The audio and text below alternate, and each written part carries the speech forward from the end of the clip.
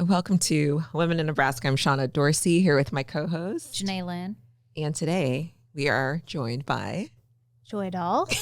Yay. Isn't that fun? Thanks for being here with us. Thanks for having me. Yeah. So, Janae, do you want to kick it off? Yeah. I can. Who can? Perfect. Okay. You got it? Okay. Yeah. So Women in Nebraska highlights stories of women in Nebraska doing cool things. So we would love to hear more about you, what you're up to, what you're passionate about. Yeah. So I just had a transition. I was leading social care strategy for a health data company, a statewide social care. So I became really interested in data and health and tech. I'm an occupational therapist by clinical training, so no experience with that prior, but had the opportunity after doing some research to go work at a health data company. So now I'm the program director of a new master's in health informatics at Creighton University. And our goal is to build a health data informed workforce. So when I started in healthcare 20 years ago, like we were paper charting, and like now when the cybersecurity attacks come, no one knows how to paper chart. So just there's a lot. Healthcare has become a data driven and tech business. So how do we help today's current and even current workforce grow in that area? So that's what I'm passionate about. Cool. That's awesome. Lots to unpack there. And thank you for that brief, awesome overview. Yes. So one thing I want to go back to is when you said you were in one field, occupational therapy, and then you did some research and basically, I'm hearing trained yourself, but maybe you can explain how you made that transition. Yeah. So occupational therapists, I never really wanted to do, well, I went into traditional healthcare and I was like, this is not how I want to practice. The system is really a challenge. And so I was like, I'm going to try to fix the system, which I know is like a bold, egregious thing, but became really passionate. And then I had the opportunity to work with CHI and Creighton to build a clinic, the one on 24th and Cumming, from the ground up, in an innovative care model. Awesome. And so we studied what we did through electronic health record research data. And so we were able to show huge reductions in emergency department hospitalizations. And then we did a $4.2 million cost savings by teaching people to work together. So That gets people's attention. Yeah, right. Well, then another cool thing happened. At first, the healthcare administration was like, you lost us money because we cut into high revenue. But what we did is we pitched it to become what's called values-based, so payment for quality over. It was the first clinic in Nebraska to move to values-based payments. So I fell in love with the concept of data to drive innovation in healthcare. And so I just kind of started doing research with electronic health record and health information exchange data. And that's just taking me on this whole journey. So you're right, like self-taught. I joked because I'm in the math department. I was like, we have to call it data because no one's going to come to a math program. Right. But data is everything, and it's driving so much of healthcare and delivery. And then I was actually helping support a closed-loop social care referral platform and connect community and social care, remote health equity. So, and it's all data and tech. So just have had to learn, right? And I'm still learning every day. Yes.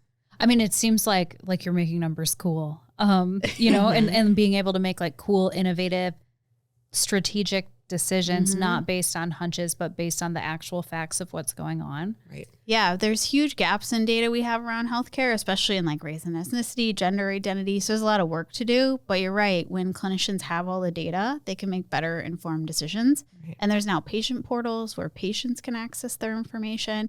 We all have so much health information on our phones now that I always kind of amazed that people pay to give their genetic code away.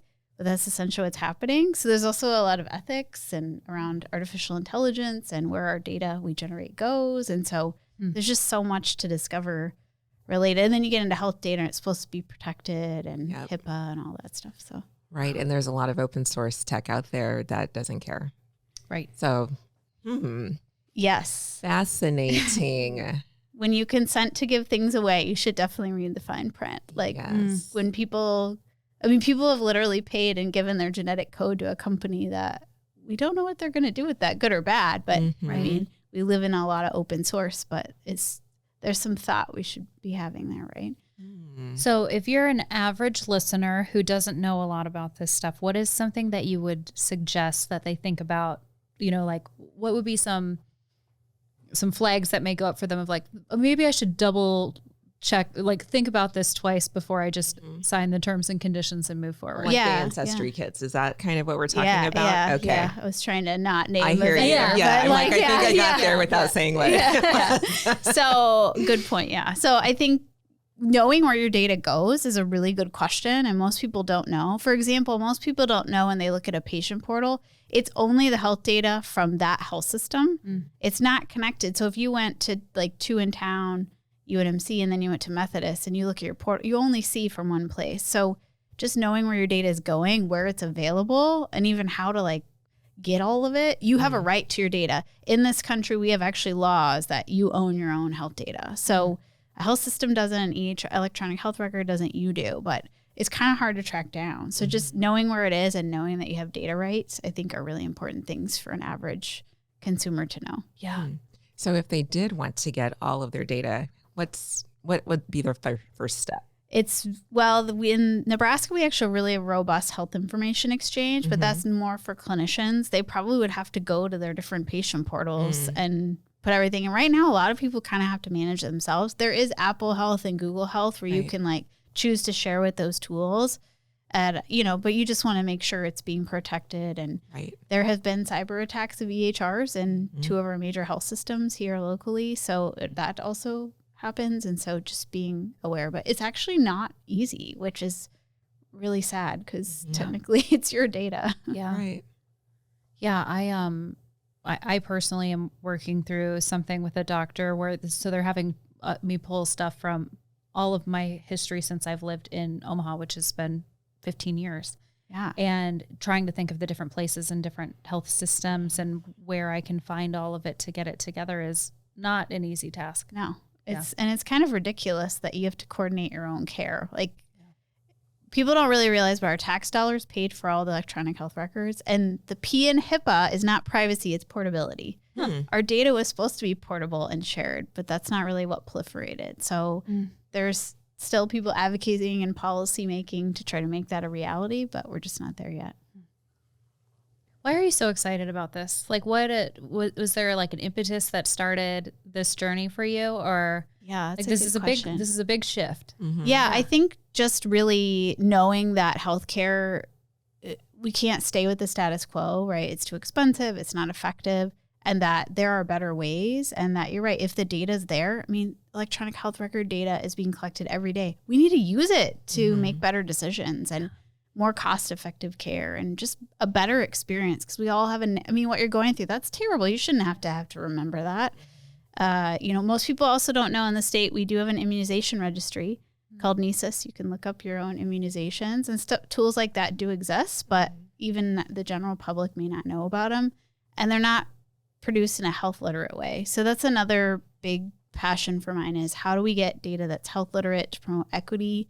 So when you or I or whoever's, we all have different lived experiences, do we know and understand what's being shared with us so we can be healthy? Totally. Yeah. Absolutely.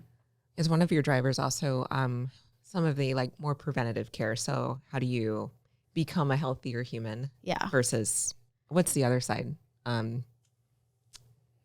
You're addressing an issue. Okay. Anyway, let's just stick with care? Thank you. I don't know. Well, I think to your point, our healthcare system is for sick care, but really the goal is to be healthy, right? And so we should be providing that. And, we should have data to ping things like, hey, you're at a certain age, you should get a mammogram, or, you might be at risk of things that's there. Yeah. I mean, it kind of blows my mind that I track my steps and I still go to my provider and I verbally tell them my steps. Like the data's there that could actually be, and we all inflate stuff to look good, That's true. like I lie about how much I floss, but the actual facts are there. It's just not connected. So I don't know. We'll see if it ever comes about, but it's fascinating to think about. It is interesting because it's like a piece of like my stuff was like, oh, and I had this surgery and then I kind of like guess the year, because I don't, and then I'm like, I'm gonna have to figure out what the actual day it was an important detail that again it just hasn't synced. Right. So well, and you might not think something's important that your healthcare people are like, oh, that was really important to tell me you took that medication, and you just. Yeah. I mean, it's really unfair to force you to remember your whole health history. Right. Absolutely. Huh. Interesting. This is fascinating. Cool. Okay. All right. It is time. Let's go ahead and have you draw a random card. Okay. I'll just pick from here. All right. Do I read out loud? Yes, please. Okay. What is the most ridiculous thing you wanted to be when you grew up? Ooh. Well, I was very lucky because when I was 16, instead of a summer job, my mom made me shadow careers. And I was complaining about it. And I babysat for a kid on the autism spectrum. And his mom was like, you know what, you'd like occupational therapy. So I'm this high school student, got out the phone book because, you know, I'm old, and called this OT, and she let me. But people were like, what is that? Why do you want to become that? And still to this day, I'm explaining what occupational therapy is. So, but to know that at a teenage age was most people don't find it till much later in their life. So I've always been a little different in my career choices. And now I don't even do what I was trying to do. So perfect. Love it. That's awesome. All right. Well, thank you. Yeah, thanks so much. Great conversation. Yeah, thanks for being here.